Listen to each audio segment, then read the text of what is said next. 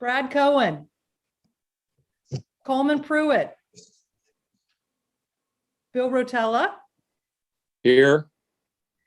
Jackie Scott, Present. Jay Scheckman, Present.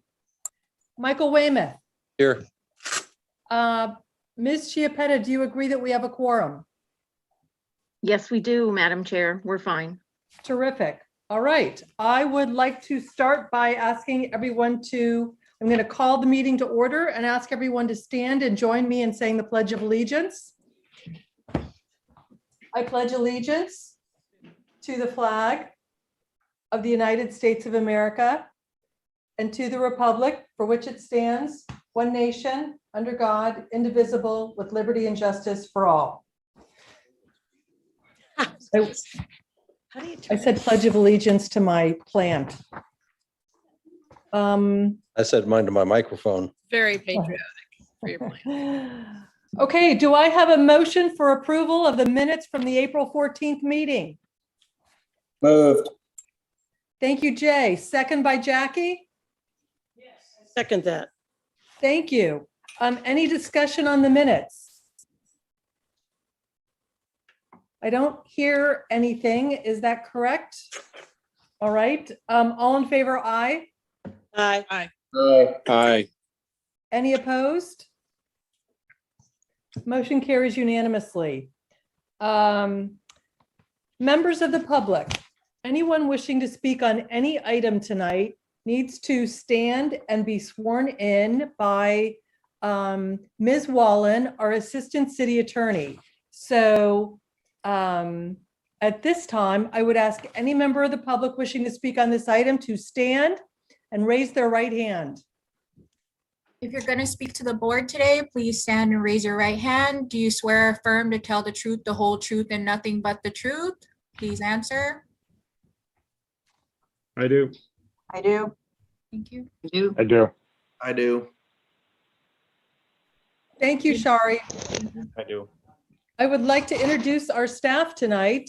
We have Ella Parker of Urban Design. She is the Urban Design and Planning Manager. Ella. Good evening, Chair, members of the board. Tonight from staff, we have Dwayne Spence, Assistant City Attorney, Shari Wallen, Assistant City Attorney. We have from our planning team, Carlan Grant, Lorraine Tappan, Adam Schnell, and Trisha Logan. Thank you. Thank you. The first item is, let's see, yep, the first item is case number UDP P21001, plat review. Ms. Gray. Yes, good evening. Do you want to do disclosures, Madam Chair? This is Shari. Yes, this is quasi judicial. So I'll get to Bridget. Do you want to jump in there? Okay, so disclosures, starting with John Bronco, if he's joined us. Brad Cohen, if he's joined us. Coleman Pruitt, if he's joined us. Bill Rotella. No disclosures. Jackie Scott. Back to disclosures. Jackie. No disclosures. Jay. None. Mike. None. Mary. I visited the site last time. This was before us several months ago, correct? 6 months ago. All right, and I have no disclosures. So Ms. Gray, you're up. Hello, good evening. Dina Gray on behalf of the applicant. And yes, this I'm sure looks familiar. We were before you regarding this plat. We received a recommendation of approval from the Planning and Zoning Board a few months ago, and then we received approval by the City Commission. I believe it was December. And we are back before you to make a minor modification. And basically, in a nutshell, we're parcelizing a portion of the property. So we have a PowerPoint presentation for you, if so I could walk you through it, which I'm joined here with Eric Metz, who is also very familiar with the property. So this is U.S. Crane and Rigging. And Eric, if you could just go to the next slide. And if you recall, this U.S. Crane and Rigging, it is, we went through site plan, and this is a property that where you see where the project site. This is the Fort Lauderdale portion of the property, and this is the project that it encompasses both Fort Lauderdale and the city of Dania Beach to the south. So Eric, if you go to the next slide. So this will give you just a better view. That is the Fort Lauderdale Airport in the upper right-hand corner to just give you context of where this is. If you go to the next slide. Another view for you. And then that portion to the south is the part of the overall development site, but that's Dania Beach. So we can go to the next slide.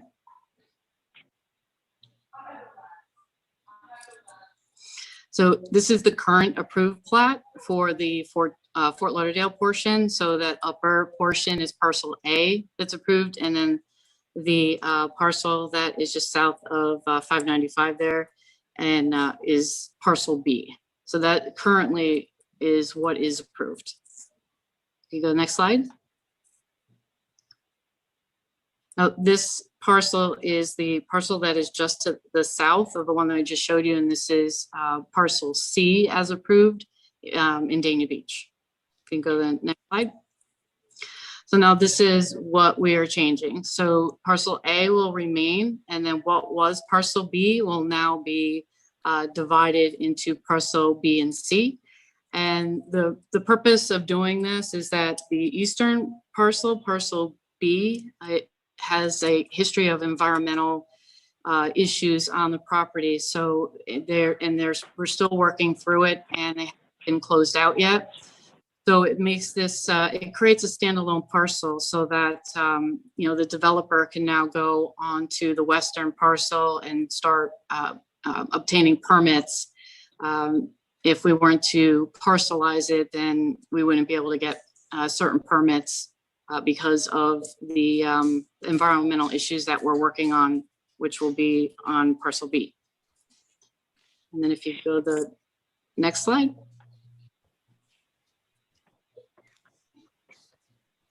And then so parcel, basically it's relettering. So then parcel, the approved parcel C will now be parcel D in Dania Beach. And then go to the next slide. So this is just the current plat note, and the only change is basically the lettering. So instead of A, B, and C, we're now going to have A, B, C, and D. And the next slide, I think that might be it. That's pretty much it in a nutshell, and I'm here for any questions as well as Eric Metz. Thank you. Is it the desire of the board to make the staff report part of the record? So moved. Second. Thank you, Jay. All in favor, aye. Aye. Aye. Any opposed? Okay. Is there any member of the public wishing to speak on this item? Item number 1, UDP-P 21-0001. Chair, no one has signed up to speak on this item. Thank you. Any discussion by the board? Mary, my hand's up, but it's, I can't tell whether you can see that. Can you see my hands up? Hang Move. on. Approve. That's Mary speaking. Oh, sorry. My hand is up on the computer in front of me. And I didn't know if you could see that. No, I can't. Okay. All right. Well, is it okay? Were you taking somebody else, or can I make a motion to approve? Let me just say I close the public hearing and bring it back to the board. Mary? Motion to approve? Second. Motion by Mary, second by Jackie. I think we're, any discussion on the motion? I hear none. We're ready for you, Bridget. Okay, wonderful. Mr. Rotella, Yes. you. Mr. Weymouth, Yes. Mr. Scheckman, Yes. Ms. Scott, Yes. Vice Chair Furtick. Yes. and Chair Hall. Yes, Great, thank you. Thank you. motion carries. Thank you, Ms. Gray. Thank you. Item number 2, PLN site 2010-0002. This is quasi judicial. I'm going to start with Mr. Cohen. Is Mr. Cohen with us? Coleman Pruitt? Bill? Spoke to applicant's counsel and did a site visit. Jackie? Spoke to the applicant's counsel and did a site visit. Jay? Site visit. Mike? Spoke to the applicant's counsel and I also did a site visit. Mary? Spoke with the applicant's counsel and did a site visit. John Baranco? Okay, and I spoke to applicant's counsel. So Nectaria?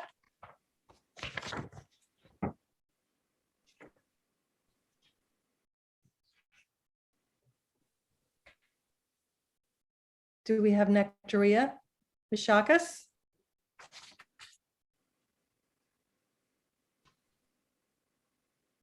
Hello, I made it. Hi. All right. There's a little bit of a delay, so sorry about that. Well, good evening, everybody. Nectaria Chakas with the firm Lockery and Chakas on behalf of the applicant. And I am joined this evening by several members of the development team. We have Carlos Bravo and Anna Alice with the architecture team. Ken Gardner is our landscape architect. And we have Mark Isaac with Flynn Engineering. And then last but not least, the ownership team, Tyler Holland, Bill Schneider, and Mike Hartman. So they should all be on this call. I see them, all their little squares here, so I know that they're on. So to the extent I can't answer any questions, I'll go ahead and call upon them to help out. But I'm going to go ahead and share my screen, if that's all right. Can you see my screen now? It says South Middle River Lofts. Yes. Perfect. So this is an application that's coming before you for rezoning, flex allocation, site plan, and conditional use approval. The site is a 1.42 acre site located just north of Sunrise Boulevard. It's catty corner to the Home Depot, which is located down here in the corner. And it's located just north of the new Cumberland Farms gas station that was just constructed. To the north of us, we have a vacant lot, which was approved by the Planning and Zoning Board. I don't recall when, I think it was sometime last year for an assisted living facility. It's a 6-story, 86 unit facility. And then you have our site, which, as you can see, is a vacant site. It's been a vacant site since 1999 when they demolished a bunch of the buildings that were on the site. And then the school board who used to own the site was using this for parking for the North Side Elementary. So teachers and employees working at the school would park on this and then walk over to the nearby school. So it's been vacant and it's been a parking lot for many years. And the current owners are proposing to construct a mixed use project. Right now, the site, and this is kind of a close-up, the site has split land use and zoning. So you have the western portion, which is zoned residential. So it's RD 15 zoned property. And then you have the western portion, which is located in the CB. So the zoning district boundary kind of goes down right, along the center of the block, and then proceeds down to Sunrise Boulevard. What we're proposing to do is allocate commercial flexibility acreage to rezone this residential RD 15 to CB. And that will enable us to unify the site under one zoning district. Now, we aren't rezoning this to place a building on this residential piece. We're rezoning it so that we can use it for parking for the building that is going to be placed on the CB portion.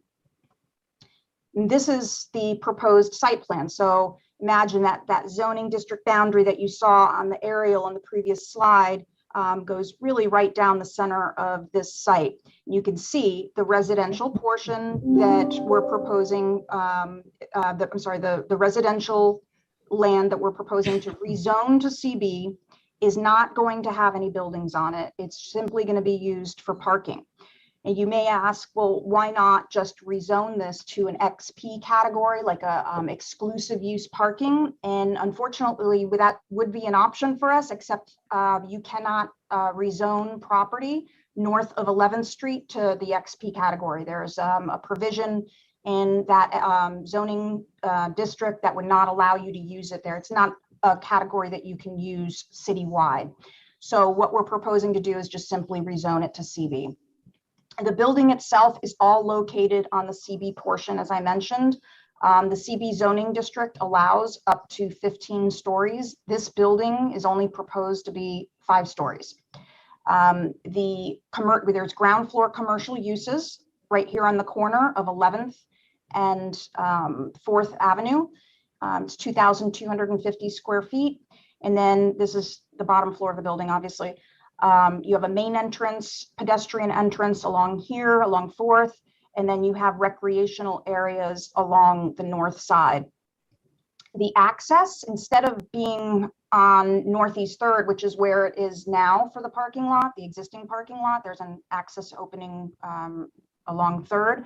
We've basically taken that and shifted it all to Northeast 11th Street. We think that, number one, it will eliminate any of the cars coming and going from 3rd, but there's this is a signalized intersection, so it seems like the most logical place and the most convenient place to have the access point so that it mitigates any traffic that would need to travel onto Northeast 3rd Avenue. The site has 6 parallel parking spaces proposed along Northeast 3rd. And there's a lot of folks now are parking in the swale. And so with this development, that condition will stop. We'll have actual planned asphalted parallel parking spaces that'll be attractively landscaped. There's going to be sidewalks all along the perimeter of the property. The minimum width of the sidewalks is 7 feet, and that includes any pinch points. So they're very wide sidewalks with the attractive landscaping that's being proposed. And again, this is all open parking area, no buildings proposed here. You could, under the current zoning district, build, this is an RD15 district, so you could have some townhouses. You actually see them across the street from us, and you could build up to 3 stories on this RD15 property. So we think that this is actually a really nice plan for the neighbors because it still allows this area to be open space, and they don't have to have any buildings and 3-story buildings set back 5 feet from the property line. Moving to going back, I didn't finish telling you that this is a 60-unit development. So you have the ground floor commercial, and then you have on floors 2 through 5, you have 60 units. There are 44 one-bedroom units, which average at about 750 square feet. And then you have 16 units at 2-bedroom, which average at 1,100 square feet. And then this is what the upper levels look like. So you have the parking underneath, and then floors 2 through 5 have the residential units. So this is the view along 4th. The top is the 3D photorealistic rendering. And then I wanted to also show you and this is included in your plans, but I wanted to point this out because this is a really nice feature of this development.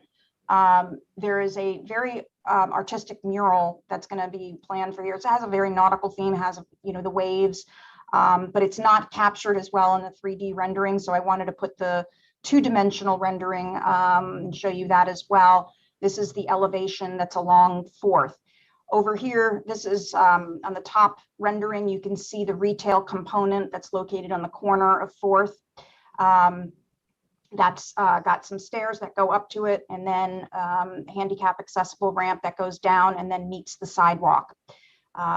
The west side of the building, which is the side that faces the residential, This is the parking area that you see, and then the 5-story or 1 story of parking, and then you have the 4 stories of residential above that. So this is just another, these are the oblique renderings. You can see the building here along here. This is the 4th Avenue view, and then you have the Cumberland Farms, which this is kind of an old rendering. The Cumberland Farms was just built, so it doesn't show up on this particular aerial. And then you have the Serenity Assisted Living Facility that's planned for the property to the north. And that's at 6 stories. We are at 5 stories. In terms of compatibility and the buffers that we're providing between us and the residential, there is a 6-foot wall planned along the perimeter of the site and fencing along the rest. So this area here will have a 6-foot wall, this area, and then this area. And then on top of that, you have a 12-foot landscape buffer. There is also a 39-foot setback between this, between the property line to the building, and that's at the ground level. We're allowed or only required to have a 15-foot setback between the property line and this building. And then anything above 40 feet has to be set back 1 for 1. But this building has actually provided the 39-foot setback at the ground level. So there is a considerable setback and buffer between us and any neighboring properties. And then in terms of the streetscape, this is a very big improvement. There are no sidewalks really, certainly not anything, not around our site, but we're going to be constructing, and this is the site plan up here, so just put that as a reference. The cross section on 3rd will have parallel parking, which you see here, and then a minimum 7-foot wide sidewalk, a landscape buffer, and then our parking lot. And then down here on 11th, which is the south end of the property, you have the travel lane, another 6-foot landscape buffer, 7-foot sidewalk, another landscape buffer, and then the parking lot. One of the things that when we met with the neighborhood, they wanted, they advised us to install some additional lighting. They wanted to see some more, and rather than just the power poles, the Cobra heads, they asked if we could install some additional lighting to illuminate the sidewalk and kind of make it, safer out there and more attractive. And so what we are doing is installing along 3rd and along 11th, these low scale bollard lightings that'll frame the sidewalk. So that'll be a very nice upgrade. And this is the 4th Avenue cross section. So you have really 3 areas because the 4th Avenue streetscape it's modified based on where you are on the sidewalk. So you have the retail entrance along here. So we always have a 7-foot minimum sidewalk, and then the landscape buffer. As you go down, or I should say north, toward the main entrance, the sidewalk widens, and then you have a landscape buffer between the sidewalk and the pedestrian. And then the same thing as you get farther north, you have the landscape buffer and the sidewalk, and then the travel lane. So that really, shows the improvements that we're doing to the streetscape. It's a very, I think, a drastic improvement from what is there. And the city is planning on doing a rezoning and a new streetscape. They have a new streetscape project planned for 4th Avenue. We've presented this to the transportation and mobility folks over at the CRA, and they have signed off on this. So public outreach. So we had a couple of meetings with the South Middle River Civic Association. We met first with their board of directors and then with their general membership. Back in March, we met with the adjacent homeowner on site. We had met with him on site because he had questions about the wall and the buffering that was going to, be placed on our property. He has his own wall and fence, and he wanted to make sure that we weren't, modifying anything that he had on his property. He also asked that we raise our wall to 6 feet. We were planning for 5 feet. And we went ahead and complied with that request. Our wall is now 6 feet instead of 5. The code required public participation meeting was on March 18th. There were about, I would say, maybe 4 or 5 members of the public that showed up to that meeting. And then on March 31st, I had some communications and answered some questions from some folks that lived in the townhouse across the street. And then on May 14th, we met with CRA staff and presented them with this plan. And then we also have a support letter from the South Middle River Civic Association. They are supportive of this rezoning and site plan request. So we've definitely had a significant amount of public outreach on this. And so with that, that concludes my presentation. I'd be happy to answer any questions. Thank you, Nectaria. Is it the desire of the board to make the staff report part of the record? Yes. Bill Thank you. Rotella. Thank you, Bill. Is there a second? Second. Thank you, Mary. All in favor, aye. Aye. Any opposed? I hear none. I would like to open this up to the public hearing. Do we have any members of the public wishing to speak on item number 2, PLN site 2010-0002? Chair, we have 4 members of the public who have signed up to speak on this item. The first is Javier Concha, who I believe is here in the room. Thanks, Tricia.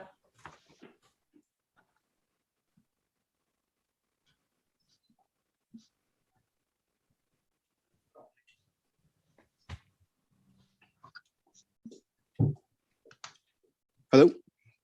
Good evening. Hello. Yes, go ahead. Sorry. That's fine. Can I just let me know when I can start, and then I'll be more than happy to start. You are ready. Okay. Good afternoon. Thank you for allowing me to be here. My name is Javier Concha Jr., and my family and I have been in our current residence for 11 years, which is the residence that will be next to and in front of the proposed development. I have been a resident of Fort Lauderdale for over 30 years, and I have seen the city grow. The proposed development is a gorgeous building, and yes, we need something in our neighborhood to make it look better. But does it have to be 5 stories high? Do we need to change the current RD15 zone of CB or multi-use? And why are we trying to look like big cities? I was in Phoenix 5 days ago, New Jersey 2 days ago, and Los Angeles 3 weeks ago. And I noticed that certain communities in those cities are building down instead of up. I asked around why, and the response I received was that if we continue to build up, our communities will start to encounter more homeless people and start smelling like urine and feces. We do not want to duplicate the core of the central city, and instead want to attract families and responsible people. Our city is starting to look like Los Angeles. As last week, my wife and I noticed a man defecating in the bushes at the Home Depot in front of the proposed development. In 2001, I swore to defend the United States from foreign and domestic terrorists. In 2003, I swore to protect my soon-to-be wife. In 2011, the police department for the city of Fort Lauderdale had me at gunpoint with what appeared to be 4 sniper rifles aimed at me. I was protecting my home, my wife, and my daughter from a possible intrusion in my current home. The criminal thought I had a rifle, but it was a 32-inch bat. Never was I afraid or intimidated from all those 3 things. But now this scares me, and I am afraid. Today, I really am. I fear that my home will be lost. In my opinion, the proposed development does not fit the use, the density, or intensity. It is not flexible or adaptable. By allowing this to happen, I think that it will push away the 1-story homes and maybe turn the entire neighborhood into CB or mixed use in the long run. There is no building that is higher than 2 stories in the neighborhood. And why not do something with 2 stories instead? Nectaria just said that they can build up to 3 stories. I agree with that. I feel that my privacy will also be invaded greatly, and my First and Second Amendment rights violated. What will happen if I go tan with my birthday suit on in my backyard, or clean my guns in my backyard? Will the person on the 5-story balcony get offended? I know that this is allowed per current zoning codes on the CB side for many years. Members of the board have stopped overbuilding.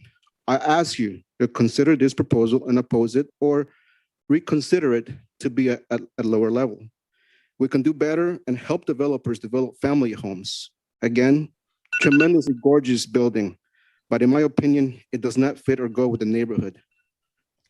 That's it. Thank you. Thank Can you, I ask- sir. Can I ask a question? Yes, Go ma'am. ahead, Jackie. So in relationship to this plan, you're in a single family home, and can you tell me where your house is? Is it at the west side, the south side? the It's East side? it's 1118 Northeast 3rd Avenue, and it's, if you go up, keep going up, it's actually right there on that, what, one slide down, Yeah. I don't right have where that. where that cursor is, that's my home. So I can't see it because my screen just has you. it's gonna be north, I can't see that far. It's the northwest corner, Jackie. yes, So you're right by the proposed parking lot that they want to change to CB. yes, ma'am. Okay. But on the east side, he has the building. Right. Yes, ma'am. Correct. Okay, any other questions for the speaker? All right, thank you very much, sir. Thank you, appreciate it. Our next speaker, Our next speaker is William Cody. He's in the attendee list, if he could be unmuted. Mr. Cody? Yes, hello. Can you hear me? Yes, we can. You have 3 minutes. Okay, well, I'll just be brief. I am the secretary of South Middle River. I am not here on behalf of South Middle River, but I did ask a question when they came to our meetings about the retail. Is the recreation center going to be open for those who come and visit the retail centers, or is that just for the people who going to be living in those homes? No, it's just for the people that live in the homes.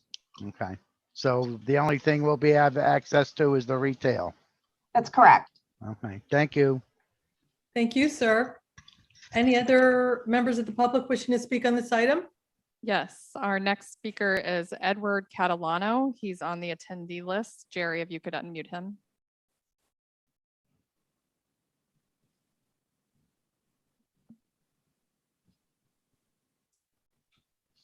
He should be able to unmute himself. Edward, are you there? Mr. Catalano? You have to unmute yourself. Okay. I am also a member of the South Middle River Civic Association. We had asked about the use of that particular room to see if it would be available for us as the association for the neighborhood to use. That's what Mr. Cody was talking about. Oh, okay. And so that I think we had to explain that to you so you know what we were talking about. Yeah, no, I thought you meant, could anybody? No, any no, no, member no, of no. this- Yeah, no. It Okay. was specifically for association meetings, since we do have them occasionally in other locations. Yeah, and I think what we had told you at our meeting that we had is that if you made arrangements with the management team, that we would try to make that room available for you. Yes, you did. Thank you. Anything else, Mr. Catalano? No, that's all. Thank you. Thank you. Okay, we have one more speaker. His name is Ray Thrower. He's on the attendee list, if he could be unmuted. Mr. Thrower? Yes, good evening. Can you hear me? Yep. Hi, I'll just be super brief. I've lived in the community for 13 years and I've been following, the development of our community, and this is a wonderful project. I know the neighbor that spoke. They have reached out to him, and I hope that he is not as upset as he might have appeared to be. But I support this project completely and think it's just a wonderful addition to our community, and the developer and the builders have done a very, very nice job. Look forward to it being started. Thank you. Thank you. Any other members of the public wishing to speak on this item? We do not have anyone else that has signed up to speak. Is there anyone in chambers? No one else in the chambers had signed up to speak on this item. Okay, thank you, Trish. I'm closing the public hearing and I'm bringing it back to the board. And Nectaria, I have a question for you. Sure. The portion of your building that abuts the first speaker's property, you had raised the wall to 6 feet at his request. Correct. And on that front parcel, am I correct in that you are not seeking a rezoning of the front parcel, by which I mean the east strip? That's correct.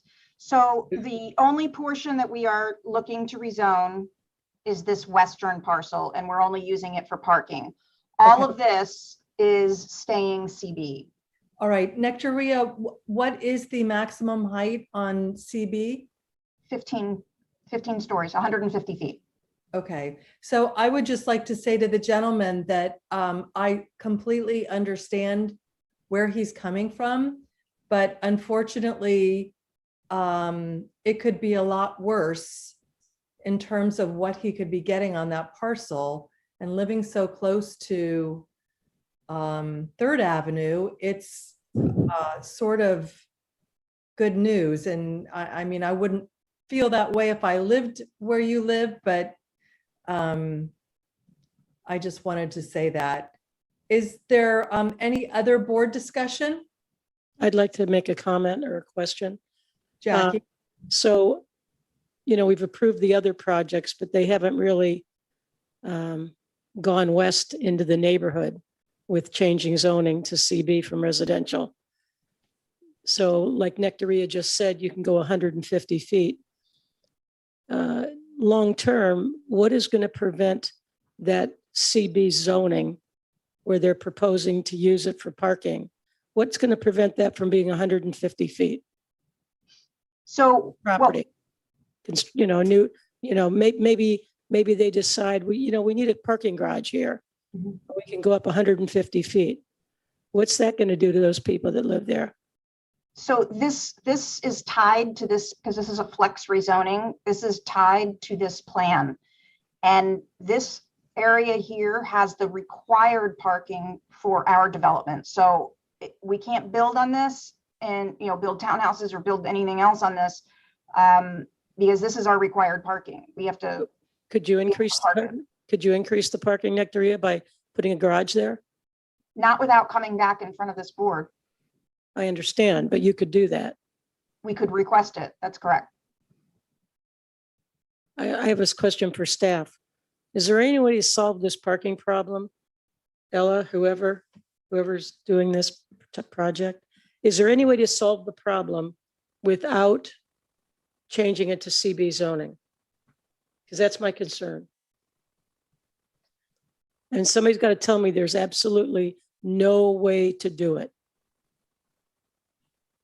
I'm not sure if I recall, Nectaria, did we discuss XP on this particular project or not? But I will say that the zoning, as the applicant has indicated, or the site plan would be tied to this rezoning. As it is presented, obviously the applicant presented that there's a lot of buffers, and the surface level parking obviously gives enough of a distance from the building itself to further transition towards those residential properties. So as designed, staff felt that it did meet neighborhood compatibility. Any future redevelopment would also be subject to neighborhood compatibility requirements. But specifically, Ella, is there any other way to solve the problem with not granting the CB zoning? Well, like I said, I'm not sure if with the applicant we had discussed the XP. I don't recall the history on it completely. That might be another option, but I'll defer that to the applicant. The XP you cannot rezone property north of 11th Street to XP. You can't rezone every property in the city. It's not a citywide option. And this property, otherwise we would have done it. That was something we looked into, Jackie. I don't even know who I'm talking to. It's Nectaria, sorry. Oh. Okay. So yeah, we looked into that because we aren't using it for anything but parking. So XP was an option for us, except that you can't rezone. XP can only be applied to certain properties in certain territories. This is not an area that you can apply XP. So, I mean, from my perspective, looking at this, I'm not against your project. However, I do think that the future can bring much higher building that could be placed on there. I know you'd have to come back to us, but just from a parking perspective, I could see a parking garage or something happening because they would have the legal right to do that in CB zoning. Is that correct? Because this is a flex rezoning, we would have to come back in front of this board and go through the criteria. I mean, it's tied to this site plan. It's a little unusual, but that is what we would have to do. What did the school board do on this site if they were using it for parking?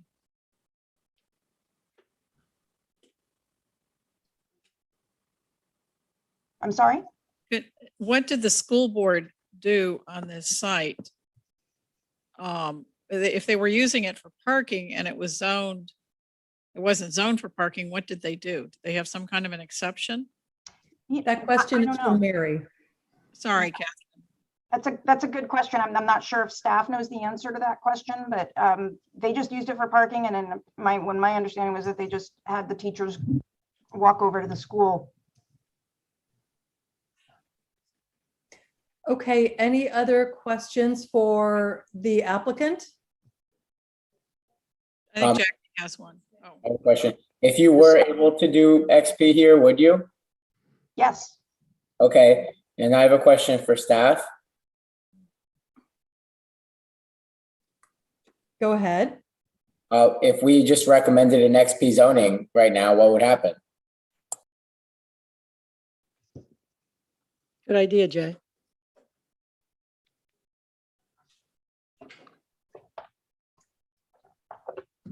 Yeah, I'm sorry. We're likely not going to be able to make that determination tonight. There are, as the applicant has stated, some locational restrictions on XB, and we didn't review it against that for this particular meeting. So I do have Carlan here. She just pulled up this section. So let me just have her explain what it states. It's under 47-9.2, Carlan. Number 7.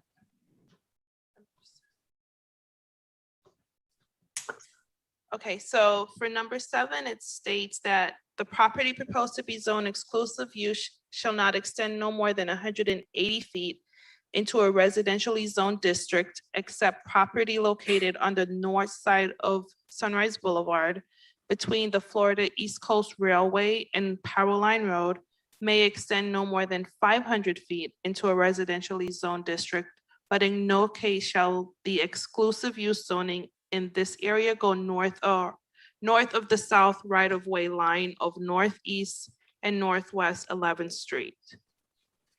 And we're north of 11th Street. Right. And did you have an answer for what the school board had in place that allowed them to use this for parking?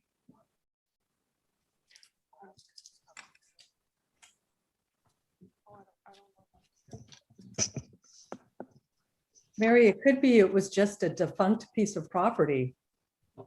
It's been there for a long, she told me it was the school board property. It's been there a long time for that. Yeah. Right, but I'm saying they might have just been parking there without the appropriate. Oh, okay. Ella, to the layperson, this is confusing. We've got an existing parking lot that you can't change the zoning to XP to make it a parking lot. And the concern of going vertical is obviously weighing on some of the neighbors' mind. What about a deed restriction? I'd have to defer to one of our city attorneys to address that. Or even to Nectaria, but it's a parking lot. They want it as a parking lot. We can, we're certainly willing to do that. I don't know if Mr. Spence has an opinion on that, but I think we would be willing to, restrict the use to a parking lot for the residential. A surface parking lot, right? Correct. So that could be a deed restriction, so we wouldn't have to face. It would be some sort of declaration of restrictions. Okay, so that would be fine, except you'd still want the CB zoning so you can come back. We In need, the we future. definitely need the CB zoning. Correct. Yeah, I understand. I just find the whole thing confusing that we have a parking lot there and we can't do XP. I think it's ridiculous.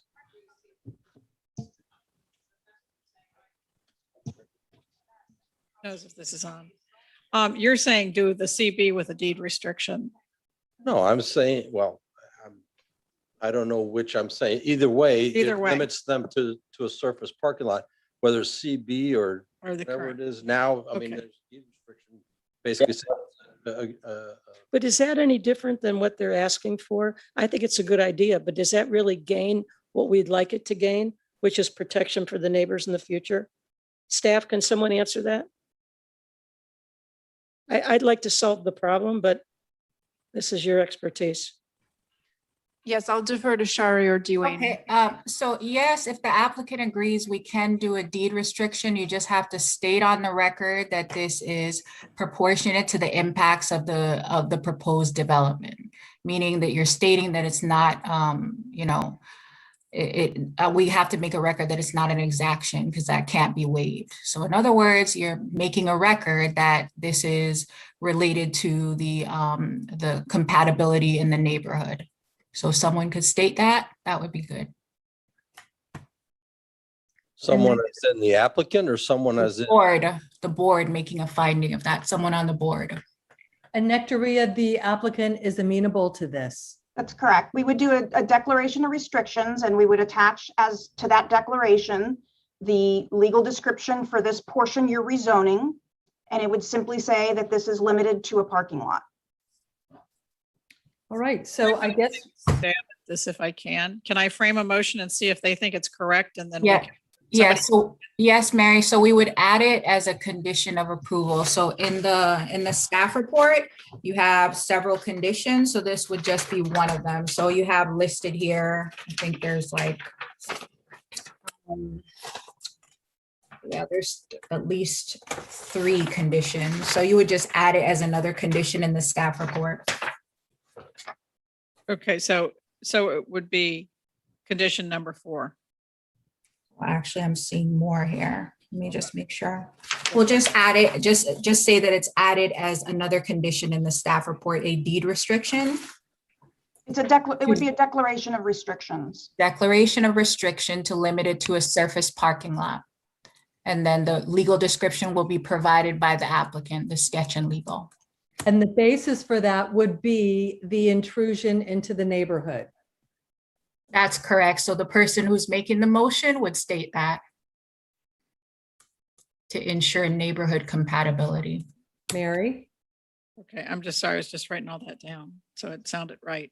Okay, so I'm prepared to move for approval with staff conditions and a new condition calling for a declaration of restrictions to limit the property being rezoned to a service parking lot to limit intrusion into the neighborhood. Additionally, the recording of the deed restriction will be done at the applicant's expense, and this is a condition of approval. Yes. For a second? I second. This includes all the conditions in the staff report. Yes. Who was the first second? Was that Mike? Well, I don't know. It was neck and neck. We're going to go to. I'm going to give it to Mike. Are you? Thank you. Right, Mike. Any discussion on the motion? I hear none. I guess not. I guess I have one thing. Would the neighbor be party to that declaration? What, Jay? Would the neighbor be party to that declaration? Because what would prevent somebody?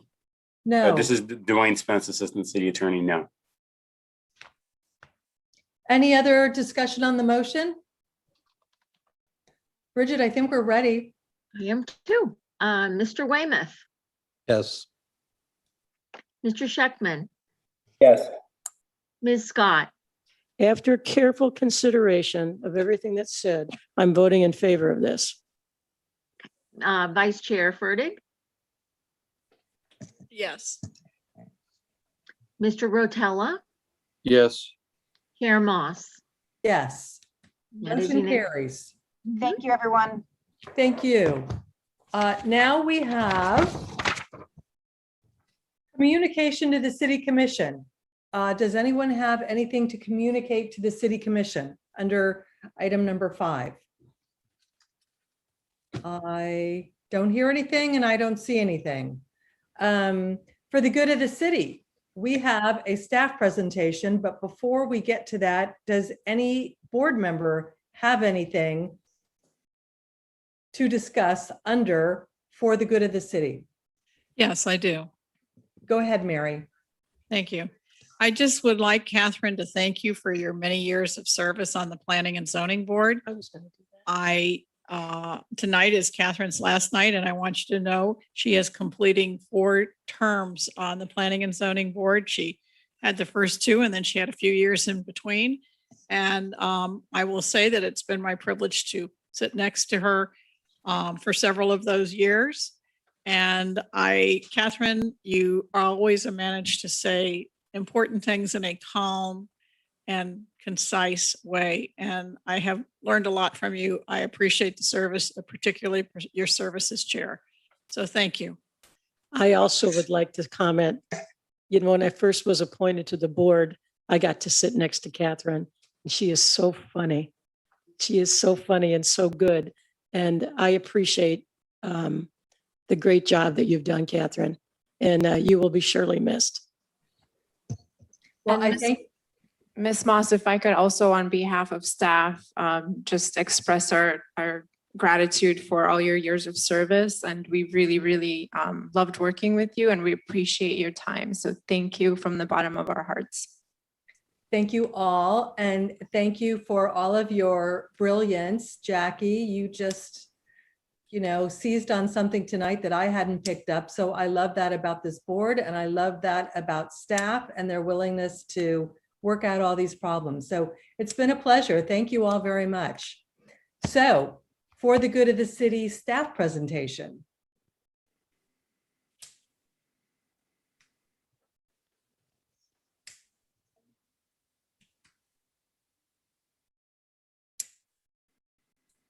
Hello, good evening. This is Adam Schnell from Urban Design and Planning. And tonight I'm going to be providing a brief presentation on affordable housing updates. Now, the intent of tonight's presentation is to provide information on affordable housing policies that we will be officially proposing as amendments in the coming months to the Planning and Zoning Board. So you will have a chance to see these slides again in the future, as well as additional questions. This is to kind of prime you before we bring the amendments before the Planning and Zoning Board. So over the course of the last 2 years, Urban Design and Planning has provided numerous presentations to the City Commission. And during our March 3rd, 2020 meeting, Urban Design and Planning was tasked with crafting new affordable housing policy recommendations. And since then, we have done so and performed public outreach. And during our last presentation held on April 6th, the City Commission provided further guidance, which we'll touch upon shortly.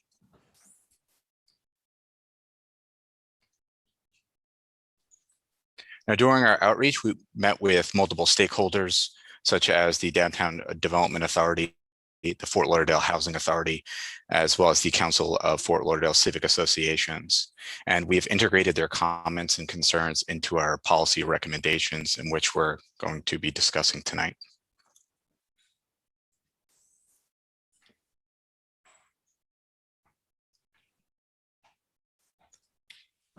Now, during our April 6th meeting, the City Commission tasked us with moving forward on policies that provided incentives and to separate the proposed modifications and the unified flex policy, and to go back to work with the development community to come up with additional incentives.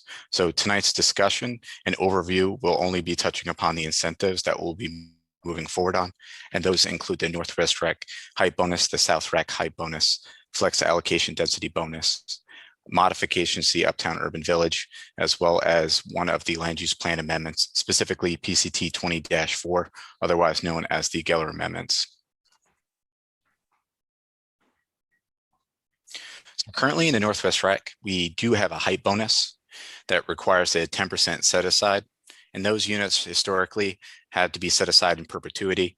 And we're proposing a 30-year deed restriction. After having discussions with development community, we're in agreement that the in perpetuity language is actually very restrictive on these sites, and it's actually really hard to get funding from banks. So in order to make this process a little bit easier and to get funding, we're modifying this to a 30-year deed restriction. Moreover, the income levels historically were at 50% of MFI and lower and 100% of MFI and lower, but it didn't specify the percentage that had to be set aside in each category. So we've gone ahead and modified the income levels and required 5% of the units set aside at 60% of the median family income and another 5% at 80% of the MFI. Additionally, we're proposing expedited review. Currently, the height bonus requires a site plan level 2 application and city commission approval. We're proposing to make this a city commission call-up process, potentially saving applicants 2 to 3 months worth of time, and time is money. So this could potentially save applicants money. Moreover, when applications have to go forward with conditions of approval, it makes their applications a lot less competitive when seeking funding for low-income housing tax credits or other grant programs. So hopefully this will make them a lot more competitive moving forward when they have to compete with other cities and municipalities throughout the state. In the South Rack, we also have a height bonus incentive, but currently there are no set-aside requirements. So we're seeking to modify that with a 10% set-aside requirement, much like the Northwest Rack height bonus. So in the future, if adopted, there would be a 10% set-aside, 5% of the units at 60% of the MFI, and another 5% at 80% of the MFI, with a 30-year deed restriction in order to receive the height bonus. Applicants would also have to provide an affordable housing plan and affordable housing development agreement with the city. Now, currently, much like the Northwest Rack, there's site plan level 2 approval with city commission approval as well. We're proposing site plan level 2 with city commission call-up, again, for the same reasons, to make these applications more competitive, as well as save time and money.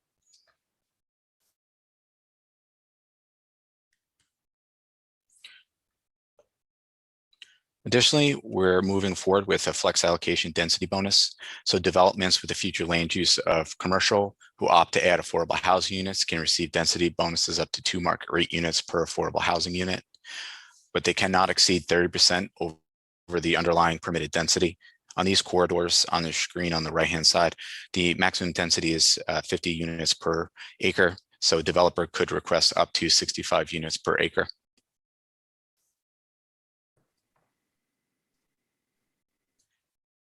Now, about 2 years ago, the Uptown Urban Village language was adopted, and we're not proposing to change any of the language that was adopted for the increase in density for affordable housing. We're only seeking to modify the 15-year deed restriction to a 30-year deed restriction to be in compliance with the rest of the regulations in which we're proposing. This is also in alignment with the county's 30-year deed restriction. And lastly, on March 9th, the county adopted a land use plan amendment, PCT 20-4, which permits residential density in exchange for affordable housing in 2 applicable areas with Commerce Future land use or Regional Activity Center land use. And how this would function is that units would be pulled from a separate pool of units outside of the residential flex pool, as well as the rack unit pool. And density would be determined by the income level. So if a developer is to provide 1 moderate income unit, they would receive 6 market rate units. So this equates to about a 14% set aside. If a developer was to provide 1 low income unit, they'd get 9 market rate units for a 10% set aside, and a very low income for 1 unit, they get 19 residential market rate units, equivalent to 5% set aside. Now, this regulation also provides an additional bonus. So if you provide studio units, 500 square feet, they're counted as half a unit. We are going to be proposing a cap on a percentage. We're not quite sure what the percentage will be, so that there's not a race to the bottom with micro units. Now, there are two requirements. 10% of the floor area must be commercial because these buildings are supposed to be mixed use. And there's also going to be a 30-year deed restriction. Lastly, there is a payment in lieu of option, and Broward County is using the Florida Housing Finance Corporation's most recent total development cost averages. Those are released annually by the state. There is a formula that goes along with this, but how essentially this would function is that the total cost would be divided by 7 to come out to a number. Last year was around $43,000 per unit, and you multiply that times the number of units within a development. So if you had 100 units at $43,000 a unit that you had to offset, it'd be $4.3 million. These monies would be deposited into the city's Affordable Housing Trust Fund, and well as the Broward County Housing Trust Fund. Now we are proposing to try to move forward to PZB in July, and then hopefully soon thereafter go to the City Commission. Now in the future, as stated earlier, since we've bifurcated this policy, we'd be going back to work with the development community to discuss the flex unit policy and try to come to some amicable solution on affordable housing development when it comes to residential flex units, and then present our findings to the City Commission to hopefully adopt a policy for our flex units as well. Now that's just a quick presentation. And if anyone has any questions, feel free to ask. I just want to make a comment if I could. Sure. So you all have, okay, so you're doing an overview for us, I guess, and then the City Commission, right? So I already provided the City Commission an overview during our April 6th meeting where. Okay, so that's what we're getting now. Okay. Correct. Okay, so I mean, I feel like as this process moves forward, there's probably going to be a lot of changes based on, you know, more of the development community being more involved. I mean, I obviously really want to try to solve this problem and support it. And I'm looking forward to everybody working together to support this or support this with changes, whatever it's going to take. Thank you. Catherine.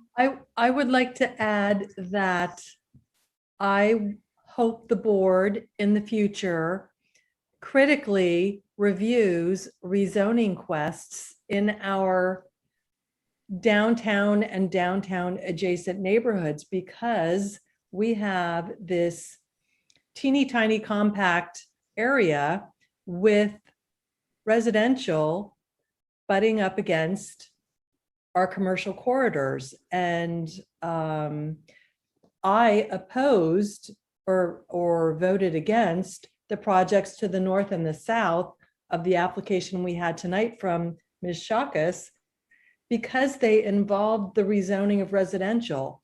And just because it's scruffy or, you know, old or rentals, that property means something, that those homes, those residences provide a place for people who would otherwise might be living in affordable housing. So I just hope that the board is cognizant of these rezoning applications as they come forward.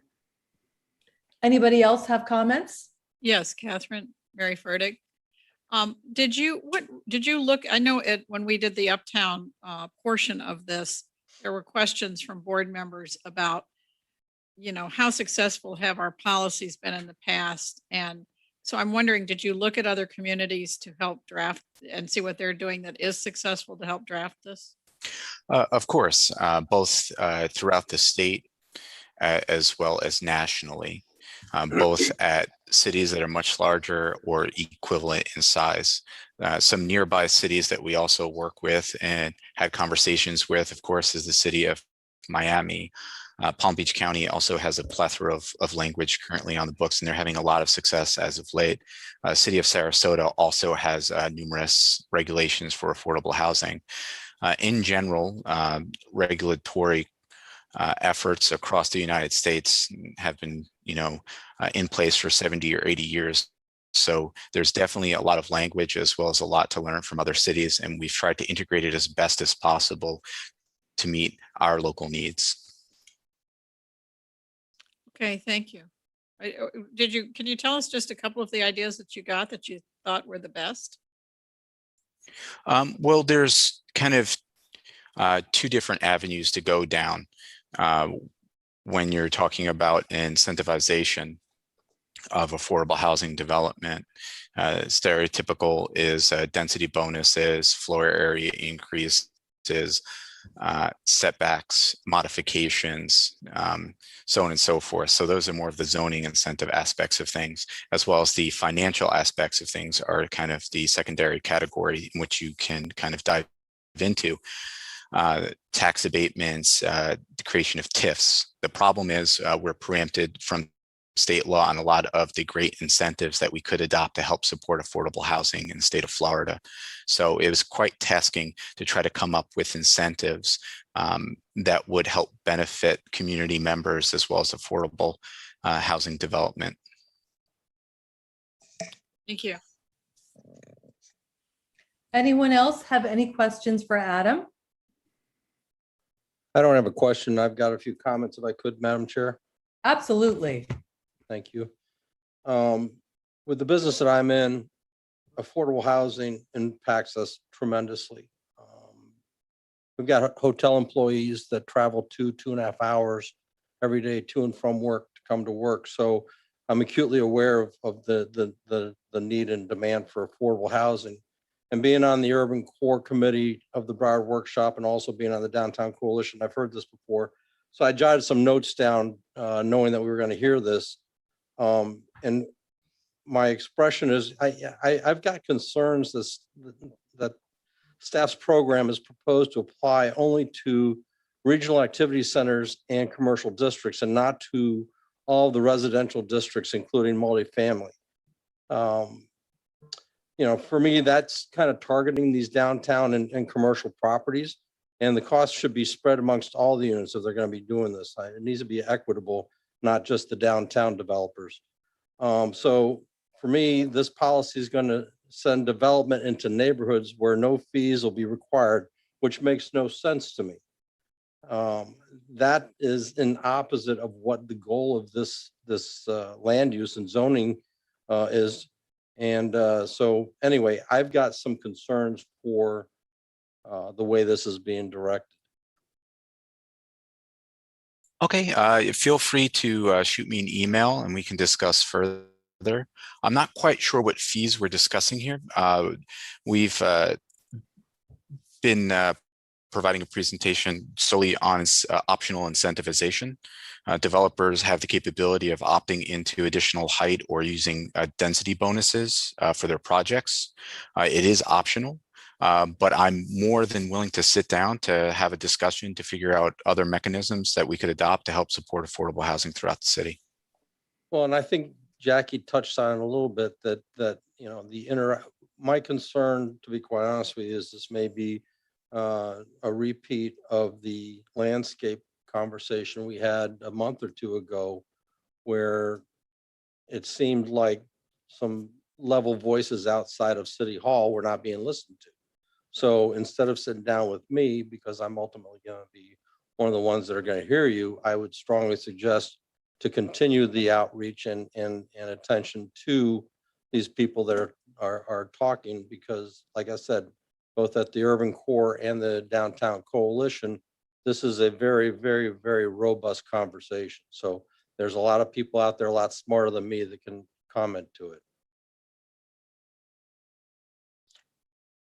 I'd like to make another comment about this. I guess in my mind, I'm thinking that affordable housing, I think, would be so ideal in Uptown. You know, we have transportation, right, Adam? In Uptown, isn't there going to be a tri-rail, or can anyone tell me? There is a tri-rail station currently uptown, correct? Right. Mm-hmm. So that to me would be such a great location to have really good affordable housing, because it's a short distance and there will be transportation. I mean, we have to have it everywhere, but that to me makes a lot of sense. And I concur. We currently do have regulations on the books that supports affordable housing in the Uptown area and does provide a density bonus for Developers who opt to add affordable housing, they can increase their density, and I've placed the ratios here on the screen. Developers do have an opportunity to use these if they so wish. Based upon what you've come up with, what area in these areas that you've just gone over with us have the most appealing, what word am I looking for? The incentives, the most appealing incentives to development community. Is it downtown? Is it the urban village, Uptown Village? Where you really, because I mean, the incentives are what's going to drive where they're going to do it, right? Where they get the most bang for the buck, so to speak. Yeah, at the end of the day, it's going to be project by project. It really based upon the pro forma. We tried for a citywide approach through our policy initiatives, though. Everything that we went over today really encompasses the Northwest Rack, the South Rack, and all of the primary corridors. We really tried to focus on areas of high walkability and access to transportation that would permit higher density development. So it really will be highly dependent upon where the developer feels like building based upon the cost of land and which incentive best benefits them. The Geller Amendment really does a citywide approach. It will encompass all of our areas that have higher density development and are meant to kind of have access to transportation and higher walkability to actually keep the density outside of the lower lying residential neighborhoods. And that's why we've focused on the downtown core areas and the corridors. But it's hard to say which incentive would best benefit a developer because it's really going to be highly specific to that site. What defines affordable housing?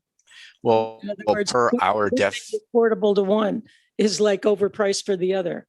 I don't.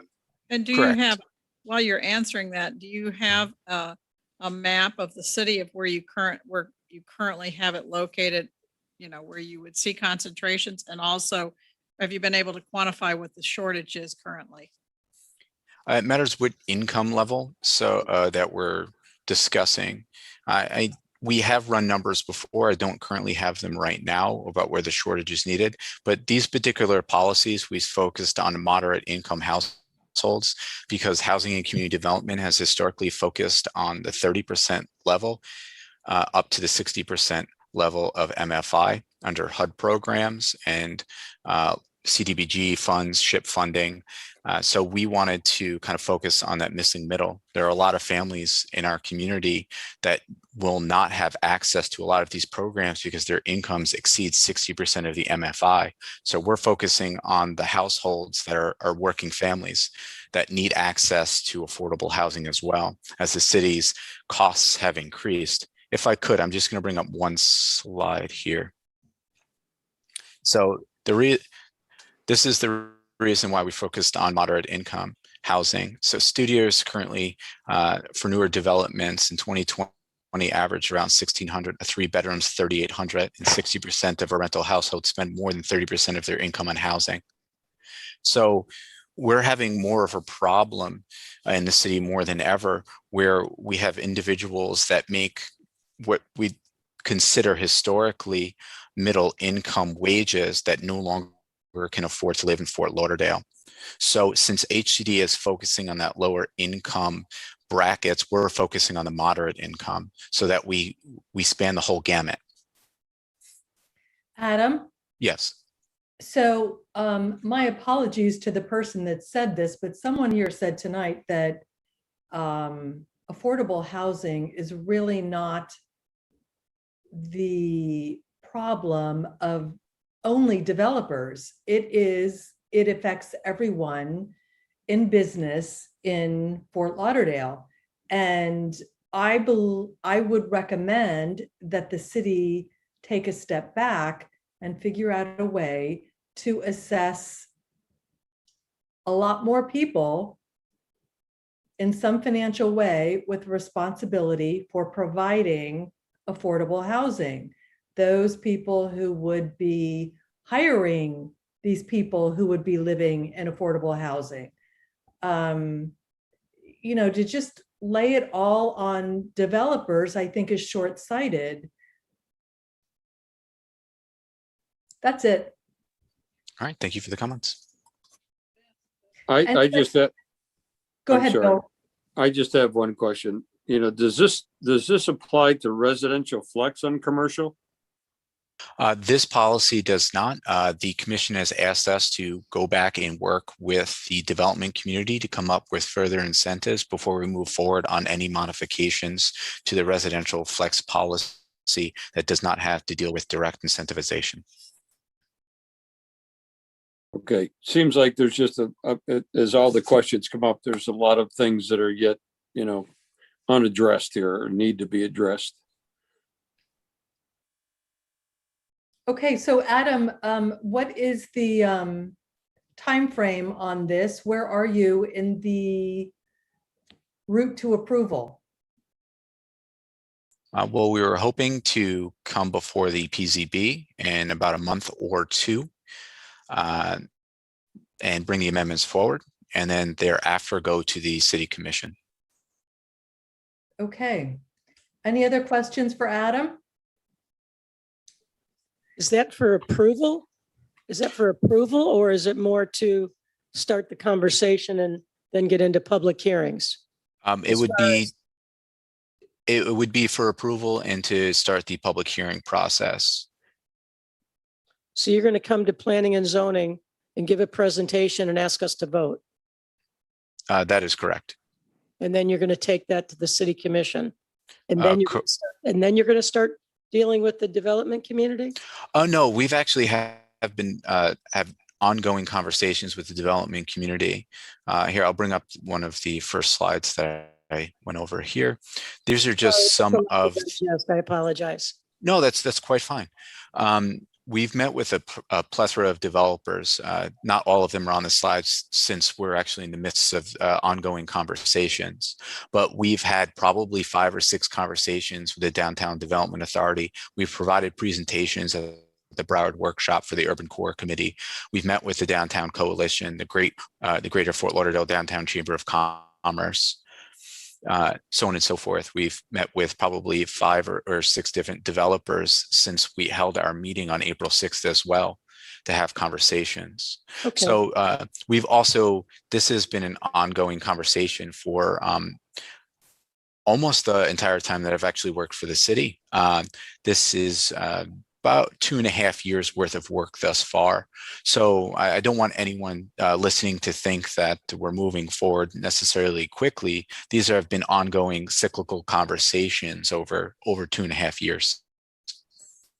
Just clarification, when you said you were having public hearings, when? After the city commission? I wasn't at the city commission hearing. What? I didn't understand that comment. Our next steps would be go to the Planning and Zoning Board to bring the amendments forward, to have a public hearing on the subject, to move forward with these proposed amendments that we discussed tonight, which are purely, if I may state again, these are optional incentives. These are not mandates. Developers have the capability of using these incentives. They are not forced to. They are optional. Adam? Yes. Adam, can we get a copy of this draft sent to the planning and zoning members? Do you mean the presentation tonight? Yes, the presentation, yes. All right, yes, most definitely. Thank you.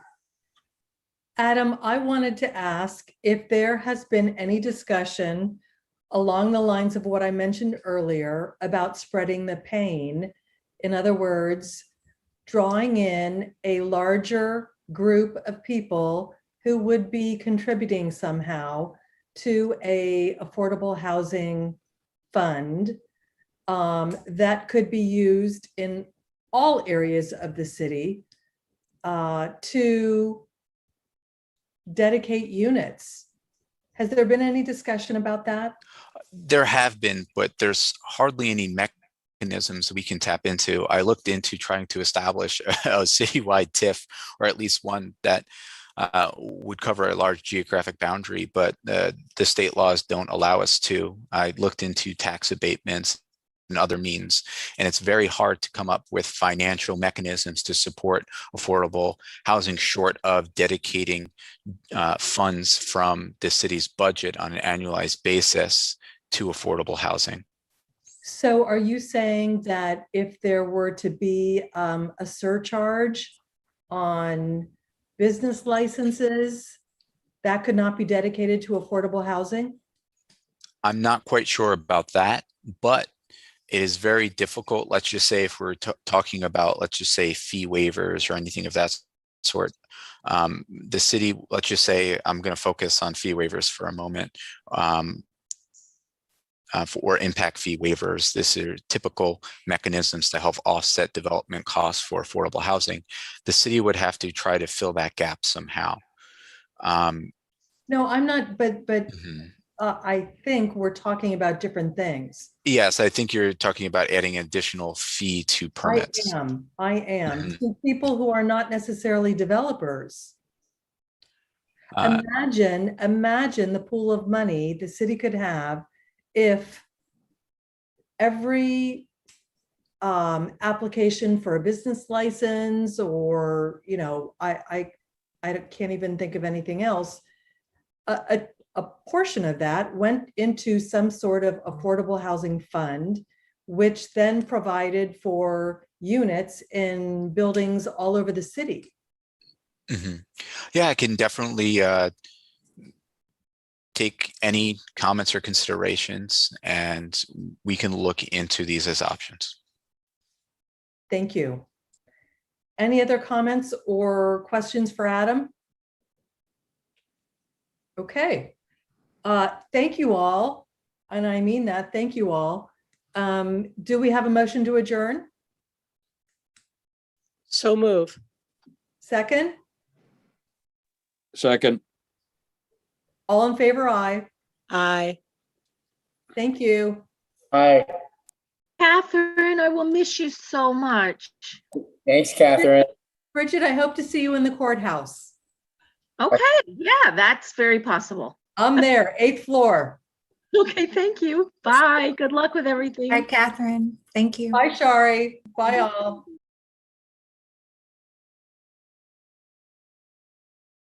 Yes,